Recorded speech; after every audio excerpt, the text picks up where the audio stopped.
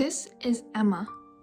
She's in high school and her physical education teachers want her to run 5 kilometers by the end of the year for evaluation purposes. The problem? She hates running and she's bad at it. How is she going to make it through the semester? We have to help her. You've got to help me. I don't want to fail my semester. I have to run.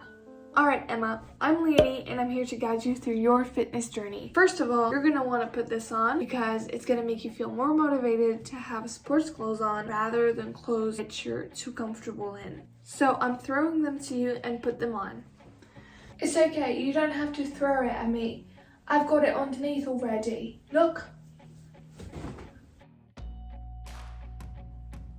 By the way, the advice in this video is not just for people like Emma. It's for anybody who wants to start running but doesn't like running at all and wants to know how to not hate it. Are you like Emma? You want to run but you hate it and you want to know how to not hate it so much? Then I'm here to help you. By the way, if you're not subscribed yet, I really highly suggest you do so and turn on the notifications so that you don't miss out on anything. So Emma, now that you're up, the first step is to go outside and have a walk.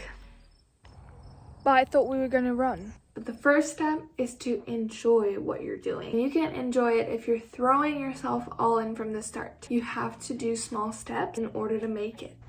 Okay, I've my aim to jog.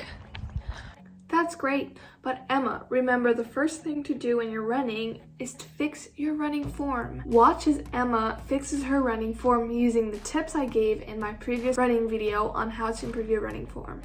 If you're able to identify the 5 tips that I gave in my last video about running form, give a big thumbs up to this video and leave a comment down below as to what you think they are.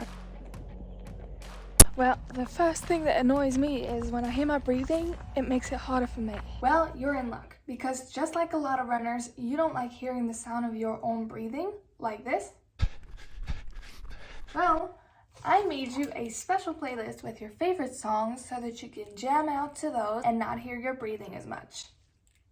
That's great, but our school doesn't want us to listen to music when we're running. What do I do? Oh, that's okay. We don't need this anyway. Then you can just do a body scan to make sure all the elements of your running form are on point. Okay, what's a body scan?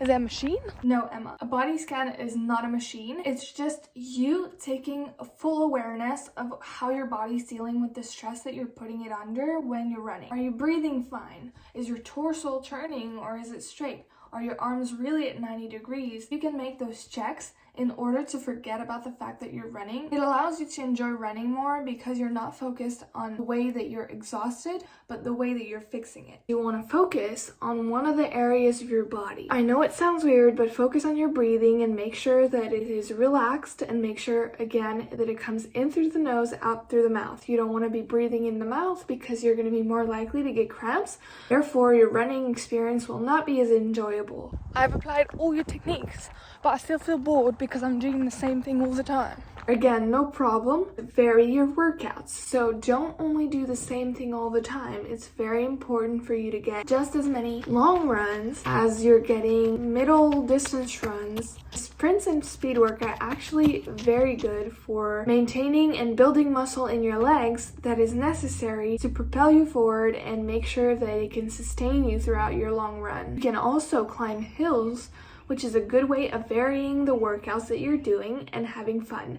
Again, building that muscle in your legs in order to sustain a running technique for longer, therefore be able to do your 5 kilometers without as much suffering. So overall, I gave Emma her 3 tips that will help her love running. First of all, make a playlist with the music that gets you jammed up and gets you running and going and energetic so that you can have more energy throughout it and you're not as bored. Second of all, if you're not allowed music or if you don't want to run with music or you can't, make sure you focus and zone out and see how your body's reacting to the run and how it's coping with the stress that you're putting it under. And finally, vary it up so that you don't get bored and that it is always enjoyable for you. If you want to know if Emma successfully ran her 5K, please make sure you stick to the second part of this video and I'll see you later.